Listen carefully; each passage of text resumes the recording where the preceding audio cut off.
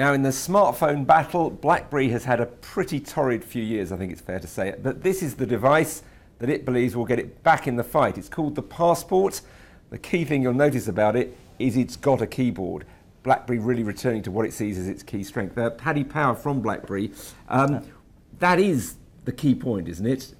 First, well, the size stands out, and then the keyboard. Yeah, there's two things about it, as you just mentioned. One is the size and the shape of it. We're trying to be innovative with the size and shape to be able to give people the real estate on the screen without compromising, because you've got a keyboard. It's big. It fits. It fits in your pocket quite easily. But the key is very much it gives people what they've been asking for. They still like the bigger screen, and the keyboard itself. As you'll see, we've only got 3 physical lines of keys. But we've also got some of the virtual keyboard in here. But if I start typing, what you'll see with the way I type here is if I start typing this is a new, we'll just type new, and I can show you that on the end here you get 3, say, words that come up as predictive.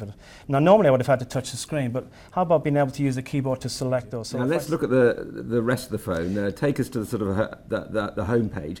The key thing people will say is, where are the apps? There are so many great apps that you can do on other phones now. You just don't have them. We didn't have them in BlackBerry 10 and BlackBerry World, and I think that was because a lot of developers felt, why would they put new development against a resource where we really hadn't proven ourselves in the market at this stage. However, we do have the capability to have apps, and in the new software we're going to be releasing on this phone, and we'll be also releasing this to other phones, existing phones as well. If I want to play games, do lots of photo sharing things, if I want to do Instagram, say, have you got Instagram? So we can go onto the Amazon store and you can get all those apps. There are specific apps that may not be available on the Amazon store, but they will be coming. Instagram isn't there, for instance? I don't believe, yes, there's a variant of Instagram on the phone. And you've also got some kind of intelligent assistant, a bit like Siri or Google now? So for example, if I wanted to just speak into it, check emails from Linda, it'll go find emails from Linda, but it'll check all my email accounts.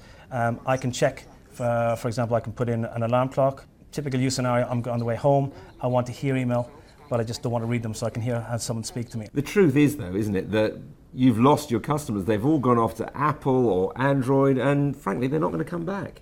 I'm getting the complete opposite when we present this to business customers. They come in, they see the innovation on this phone, they see what we've done with the keyboard, they understand the technology we've already built with BES and the security levels. You've got really good battery life. For example, this will give you 25 hours solid battery life. With most of these 5 inches, you're probably getting a lot less, you're getting less than a day. And that's key for people who just want to get their work done during the day, get home and rest and play with the kids.